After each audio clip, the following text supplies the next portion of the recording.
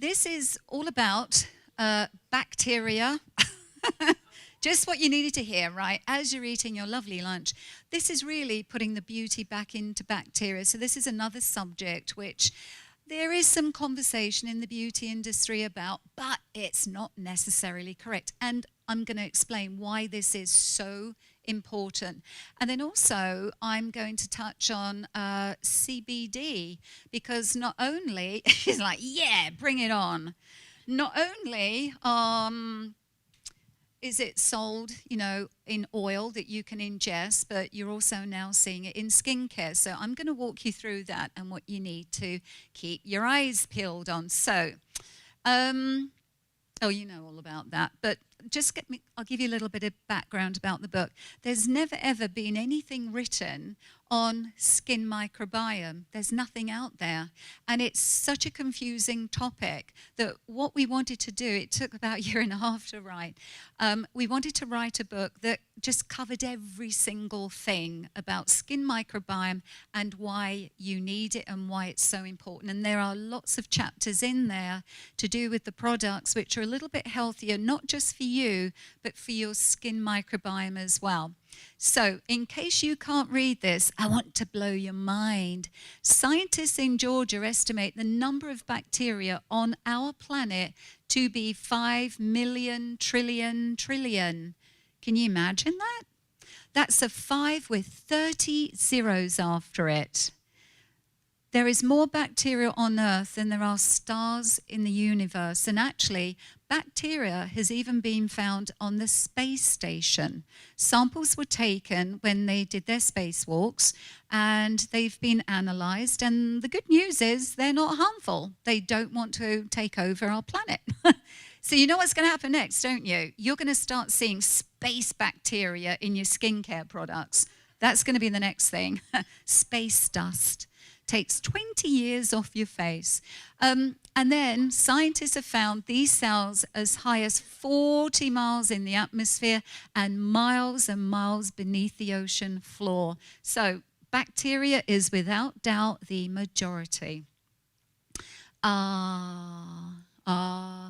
Okay, here's some other interesting facts, especially you having a baby soon. We inherit every one of our genes, but we leave the womb without a single microbe. Did you know that? As we pass through our mother's birth canal, we begin to attract entire colonies of bacteria. By the time a child can crawl, he has been, or she, has been exposed or blanketed by an enormous unseen cloud of microorganisms. 100 trillion or more. Now, what some doctors are starting to think is that babies who have been born by C-sections or have taken antibiotics, that is actually damaging that child's microbiome. Now, what's happening with C-section babies, of course, for none of you, who doesn't know what a C-section is? Well, that's basically where it's not born traditionally through the vagina canal. Anywho, what they're doing, they're popping. It sounds like, what are they doing? They're getting some linen. They're coating it with mum's microbiome in the vagina. Sorry, men. Sorry, we're saying the V word. But they pop it in there an hour before you give birth. And then they take it out. And then just after baby's born, they actually coat the baby with it, and then they just line the baby's mouth with it. Has that grossed you out? He's still eating. He's not grossed out. He is not grossed out. But that is the truth. So that's a thought. And the reason why they're doing it is because they feel that that's a really good start to a baby's life, is to have all of mum's really good microbiome. Okay, this is true. We all know this. Skin is the largest organ. But most of us tend to forget that it's serving a purpose, like our heart, our lungs, liver, kidneys. And the reason being is that skin is the only organ that we are literally wearing on the outside of our bodies. So that's why it's become an organ of vanity. And that's why there's a lot of doctors that have pushed the skin over to the beauty industry. Unless it's a dermatologist, but your traditional practitioner doesn't really, know anything about the skin, and quite frankly, doesn't even want to learn about the skin, because that's for the beauty industry, or go and see a dermatologist. But it really is our first line of defense to the outside world. And in fact, that's where our first line of immune system is. It's in our skin. Now, the more alkaline our skin goes, remember I was talking about alkalinity versus acidity? The more alkaline our skin becomes, that immune system starts to break down. So the conversation that our cells have with each other, it's a bit like you've got a really bad connection. You're only getting every third or fourth or fifth word. So what happens is that environmental pathogen is not stopped by our immune system in our skin, and then it ends up entering the body. And the more alkaline our skin is, the sicker it is, which means that it is open to invasion. Again, the beauty market is the largest market in the world here in the US. And a lot of it has to do with the fact that I don't know whether is it because Americans are more vain? I don't think it is. I think it's just that we are massive consumers of all of these types of products. But here's another fact I thought you'd like. Look at this. Only about 5 to 20% of the aging process has to do with our genes. Everything else is to do with our lifestyles, smoking, drinking, maybe not getting enough sleep. All of that is like sort of a light switch. We can either turn on the good genes or we can turn the bad genes off. Okay, now, I know this seems like a bit of a chemistry lesson, but I know you're going to love this. And the reason why I'm telling you this is because if you were to go on the internet or in beauty magazines or other brands' websites, they're actually saying that skin needs to be a pH 5.5 or 6. Well, there is a lot of scientific evidence that shows the natural skin surface pH on average is below 5. Below 5 means it's mildly acidic. And the reason why that's so even for children, the reason why this is so good to know is the moment your skin starts to become alkaline, all of that good bacteria literally just drops away from our skin. Now, yes, it can replenish itself, but if you're showering in the morning and you're using, say, sodium lauryl body washes, and then in the evening again, you're using alkaline body washes, your skin never, ever has the opportunity to recover, and you're literally sterilizing your skin microbiome. You're going to love this one. And I love this one because this is a study that was done over 8 years. So there was 2 groups of ladies. One were given alkaline products to use on their skin, and the others were given mildly acidic. At the end of the 8 years, what they noticed is that the alkaline skin tended to be drier and more brittle than an acidic one. The hydrated skin, which is the mildly acidic products, showed a 50% lower rate of wrinkling than those with dry skin. So that's why I always say mild acidity, I believe, is truly the secret to the fountain of youth. And it's not a magic ingredient, it hasn't come from the land of Narnia and is doing all crazy things. It's just a state of being. See, when you give your body, when you give your skin just the basic needs, magic truly can happen. But 50% lower rate of wrinkling, sign me up. Okay, so research over the past several decades has revealed evidence that there's an inseparable link between a person's microbiome, digestion, body weight, skin health, and metabolism. So in other words, if your gut microbiome is off, you will probably find it hard to lose weight. You will probably suffer from more illnesses, and the list goes on and on. Now, being British, I've got to bring in a bodily function. This right here is the future of medicine, because what they're doing, they're studying our microbiome, and they're actually offering us solutions by rebalancing our microbiome. And honestly, when you see what some of these results are, it's phenomenal. Viome is basically a home test. This is technology that offers the highest resolution of a person's gut microbiome. Now, you all understand that, taking probiotics is good for your gut health. You all understand that already, don't you? Yeah? If not, I would look into it.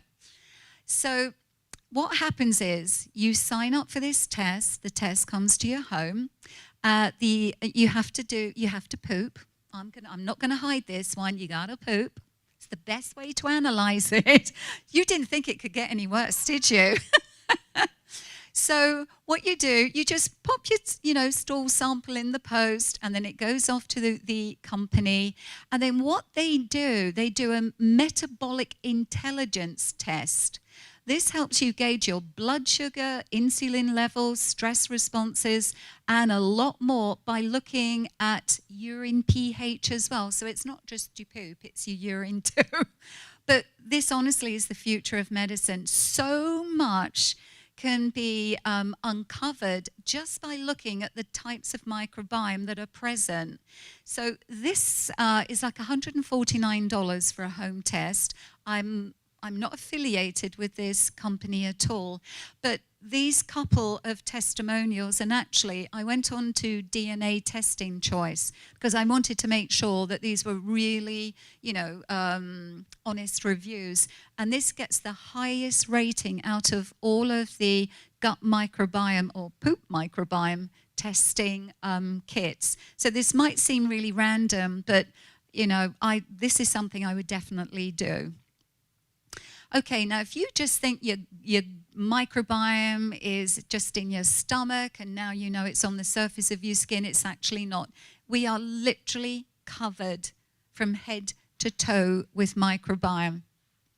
Some of it's, really good, but then there's some of it which, we're not a fan of, and that is the Staphylococcus hominis, which is the stinky-causing bacteria. So what I want to do is I want to differentiate between what is a probiotic, what the heck is a prebiotic, and wait, there's a third, postbiotic. Have you ever heard of postbiotics? Okay, so here we go. A probiotic is any living good bacteria that help maintain body health. A prebiotic is anything that's non-living. It's a food component that encourages the growth of probiotics. And lastly, a postbiotic are soluble factors, which are metabolites, and those are produced as a result of probiotic fermentation of prebiotics. Why am I telling you that? Have you seen skincare for sale where it says, oh, this contains prebiotics or probiotics? Yes, and they are super, super expensive. The reason why that is a lie is because, one, we know that a probiotic is a living cell. It's a living cell. None of these here, I don't know if you can see it, these are not probiotics, and this is what you'll see in skincare products. Ferments, well, that's not living, it's just a fermentation. Concentrated form of actives, like, a floral extract. Well, that's not a probiotic. And products containing lysates. Now, lysates are the typical ingredient that you will see in a probiotic skincare product. Well, that is not a living cell. And here's why it's illegal to put living bacteria in a product. Because when you manufacture a topical product, even a personal care product, you have to use a preservative system. The preservative system is there to kill all bacteria. It is not selective. It kills everything. And that is a legal requirement of the cosmetic industry. So Right now, if someone is saying, oh yeah, we've got live bacteria in that serum or that moisturizer, number one, it's a physical impossibility to keep a living cell alive in a product which has used a preservative, because the preservative would have killed that live bacteria. Does that make sense to everyone? Yep, good, great stuff. Now, here's how we overcame treating one of the worst skin conditions, really, which is acne. So we don't use probiotics because we know the challenges of retaining something that's living, putting it in a product and having it sit on a shelf. And then, of course, we're also using a preservative system. So we came up with prebiotics, and we use botanicals. And when we put the humble British blackcurrant together with pine, which is wildcrafted from Europe, we showed that it was 99.9% effective at 30 seconds against, ready, I'm going to blow you away again. You're going to be impressed with this, Staphylococcus aureus and Propionibacterium. Do you like those two? Those are the two acne-causing bacteria. Now, if you were to use benzoyl peroxide, which is a very popular acne ingredient, well, that's a bit like, I would describe it as Agent Orange. It wipes everything out. It's wiping out the good and it's wiping out the bad. But we don't want to wipe out the good. That's defeating the object of treating the cause, not the symptoms. So here, it's just selecting what's bad and it's suppressing it. Then it's enhancing the good because it's getting rid of the bad. Does that make sense? Well done. You're a good class. So we actually have a patent on this. We got the patent granted about a month and a half ago, and the method as well. So this is very, very unique. Now just look at benzoyl peroxide down in the right-hand corner. We tested it against a leading industry brand, but that was only 75% effective at 30 seconds. So guess what this proves? That natural ingredients or botanicals can work just as well, if not better, than their synthetic counterparts. So these are some before and afters here. The lady down in the right had suffered from acne for like 15 years. And she started using this, and I would say at about the 45th day, her skin completely cleared. And then it is also actually working on dermatitis. That's that hand picture. That's dermatitis. So just by balancing the good and, suppressing the bad, it's amazing how the skin can actually correct itself. So here's postbiotics. Guess what? You've been using postbiotics and eating them even without knowing it. Algae, chlorella and spirulina, those are postbiotics. Aloe, that's also a postbiotic, as is coconut vinegar. Oh, I can't imagine what coconut vinegar would taste like, but anyway, this is a page from the book, and this is actually how we depict acne. We're trying to, instead of having someone with loads of pimples over their face, let's just, make it look pretty. So contrary to what science used to reflect, research is now showing that dysbiosis, which means it's an imbalance, is actually the real cause of acne. So it's an imbalance between good and bad. And as we've shown, by enhancing the good and suppressing the bad, we restore balance. This is going to interest you over there because in the British Journal of Nutrition, investigators looked at several previously published clinical trials and concluded the use of certain probiotics during pregnancy helped prevent eczema in children ages 2 to 7. Isn't that remarkable? While more research is required, these results look really promising as preventative treatment for chronic skin condition. In other words, you needn't pass on an eczema skin condition now because you can actually treat this before the baby is born. And besides eczema being genetically inherited, they're actually now thinking that so is acne. And how they're preventing acne happening is they're now testing, say, twins. So you could have twins that are born, and maybe on the father's side he had acne or his father had acne. And what they're doing is they are switching off the genes that would activate the active gene, which would be keeping stress levels down, watching hormone levels, making sure they don't get imbalanced, and it's working. So that's really exciting research. I'm going to stun you again with some more statistics. Your hair needs to be mildly acidic as well. Did you know that? Your hair needs to be mildly acidic. It's no different to your skin. Your scalp needs to be mildly acidic. That's no different to your skin. Guess what? Most shampoos are alkaline.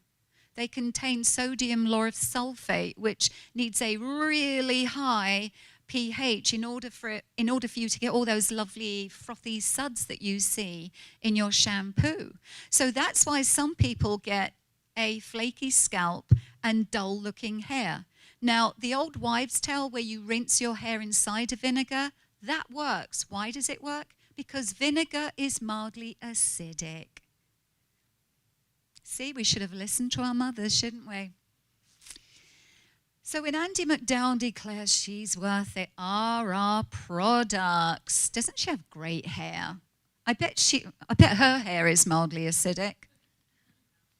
Oh God, this is so small. Okay, so here are some ingredients which really hurt our skinisms, our skin microbiome. Soap bars. Why? Because soap bars require a really high pH. So that bar of soap sitting in your shower, when you put that on your skin, you are now taking your skin from mildly acidic to super alkaline in the stratosphere.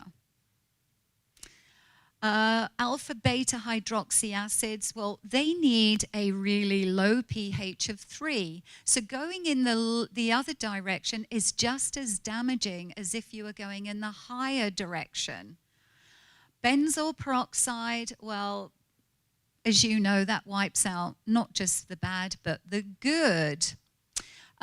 Sodium lauryl sulfate, sulfur, that requires a pH of 9. So if you're using sulfur-based shampoos or soaps, again, that's alkaline, so it's harming your good skin microbiome. But I'm going to blow you away with another fact. Most people think, oh, well, if it's a pH of 6, it's only 1 between pH 5 and 6. It's not 1. I'm going to throw some maths at you now because I know you all can handle it. Ready? Buckle up. Okay, the pH scale is logarithmic. Do you feel like you're all having a math lesson now? Here we go. This means instead of 1 being the difference between 5 and 6, it's a whopping 10-fold difference. For example, if you cleanse your skin with a soap that has a pH 9, you are creating an environment 10,000 times more alkaline. Does that blow you away? The same can be said about extremely acidic products. Think about chemical peels. Chemical peels are not good. That's another one that's not good. Because in both cases, the healthy natural oils are being removed from the skin, causing inflammation. Gentlemen, 2 of you. I'm going to pick on the 2 of you. Your partners. No, there's 3 of you. I nearly forgot you. Sorry, Paul. That's probably because I made that comment earlier about you using feminine hygiene products. Never mind. Anyway, no one remembers that. No one remembers that. Okay, right. Shaving soap. Shaving soap has a pH of like 10 to 12. So we've gone beyond the stratosphere. We're at the space station right now with alkalinity.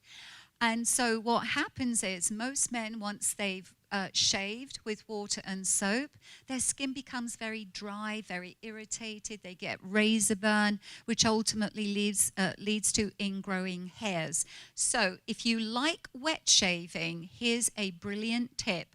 What you want to do is just take a little bit of oil. You can pop down to the kitchen. You can get some olive oil. Just warm it, put it over your skin. And this is going to mean you're going to get a closer shave as well, because you're softening your beard hair, and the beard hair is very coarse. Then you put your shaving soap. Yeah. I don't know about that. God, dirty table over there. We should have numbers on these tables. Where the heck was I? My mind just drifted to something there where it shouldn't have gone. Okay, no, it's all, I'm English, it's all good. You know, bodily functions, bodily parts, it's all good. Yes, so then you put your shaving soap over the top and then you shave. That's going to do two things. It's going to protect your baby soft skin. You're going to get a closer shave. I can't count, 3 things. And you're not going to have skin that's going to be irritated. Does that sound like a good tip for the guys? Maybe? No, he's like, I don't care. Rough and ready. Okay. Okay, gentlemen, put your hands, I'm doing this on purpose to you. How dare you say you don't care? I'm just going to say it as it is. Save our vagisms. Okay, girls? That's what we're doing. Save our vagisms. Now, I'm not going to get into talking about things which could potentially embarrass a few people, but... our vagina. Is he good? He's good. Oh, he's such a modern day man, isn't he? So vagisms are a group of microorganisms, which are bacteria, virus, or fungus, which live in the vagina. Okay? So I'm going to just touch on a few potentially embarrassing subjects. 1, tampons. Didn't hear that, did you? Watch what you buy, and please, please, please only buy organic tampons, girls, okay? Because a few years ago, and it's in the book, there was a very, very, very large company that used glue inside of the cardboard tubes. Now, there were women that we... I'm sorry, please forgive me. I'll move to the men's parts next. You won't see any women leave when I talk about men's parts. Oh, the game's on. Oh, that's different. Oh, I'll let you know what I said when you come back. You won't miss anything. Okay, organic tampons, girls. Okay, don't use anything else unless it's organic, and don't use bleach. The microbiome in a woman's vagina is so delicate. There is 1,000,001 things which throw it off. Douching. That throws it off. The ingredients in a douche are not good for that very sensitive, very delicate environment. So don't douche. You don't need to douche. And of course, if you have more than one partner, wow, I'm getting really personal. If you have more than one partner and you're using condoms, there are certain condoms which are non-latex, which are actually better for your vagisms. Okay, so I'm just saying. Do you want to know more, or you do want to know more? Okay, well, you've got the flip book. Go to, I'm even going to give you the page number. This is going to really distract everybody. But save our vagisms. Okay, here we go. It is on page. Right, here we go.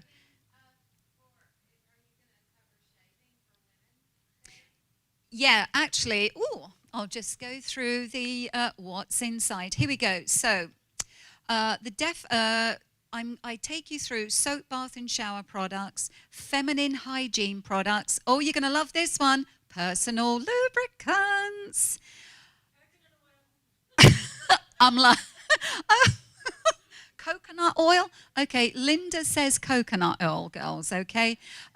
I do touch on, unprotected sex. I do touch on that. Tampons, pubic hair removal. Hello, naughty table. Pubic hair removal. Oral hygiene. Why does that come straight after unprotected sex? I don't know who did this forward, but I will have words. I will have words.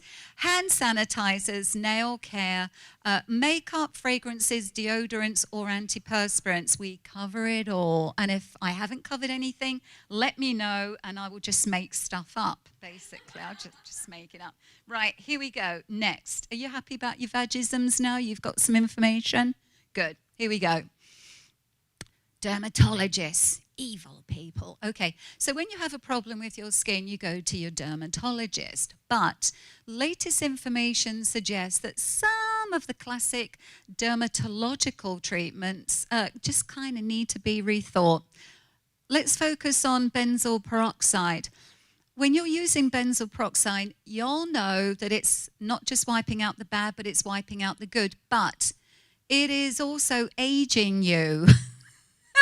It's aging you, and that's because, I don't know if you can see it, the little dot at the end of that chemistry symbol there, that indicates that that product is a radical. You're familiar with free radicals? Benzoyl peroxide is a free radical. So it's aging you as well as wiping out all your good microbiome. And this is why you will see things like green tea in with, there's a very famous brand, I won't name names because we're being filmed, but I'll just say, you know, that uses green tea in with their benzoyl peroxide. And the reason that that's in there is it's to counteract the damage that the benzoyl peroxide is creating. So green tea is an antioxidant, whereas benzoyl peroxide is a pro-oxidant. So they need to balance it out. Okay, medications and how these can affect your skinisms. There is a lot of different medications on there, but I decided to actually pick on statins, cholesterol-lowering drugs. Now, cholesterol-lowering drugs work really, really well, but cholesterol is present in the surface of our skin. It acts like the mortar between our cells. Now, the younger we are, the thicker the mortar. But as we get older, from about the age of 40, we start to lose 40% of our cholesterol. So what does cholesterol do in our skin? It basically helps to keep our skin moist and hydrated. So if you're taking statins and you're over 40 and you're wondering, why the heck is my skin dry? One, it's because the statin is removing the cholesterol from your system and it's removing it from the surface of your skin. And then because you are over 40, your level of cholesterol has naturally depleted anyway. So if you are taking statins, here's a solution. Take some omega fish oils, and if you are a vegan, do algal oil, because that's actually helping dry skin from the inside out, and that actually works really, really well. If you have eczema, take supplements, essential fatty acid supplements, because that actually helps dry skin as well. It helps eczema, it helps contact dermatitis. And again, there's some really good essential fatty acid supplements out there. The reason why they're called essential is because our bodies don't produce them. And they are very essential to our health. So we require on getting omega-3, 6, 9, and even the rare 7 from our food. And that's why sometimes you have to supplement what you're not getting by taking supplements. Last but not least, not all of our bacteria is bad. It really isn't. There's a lot which is doing so much good. Our immune system, it's regulating our hormones. Our gut microbiome is actually called the second brain. It literally, like our hormones, is controlling everything.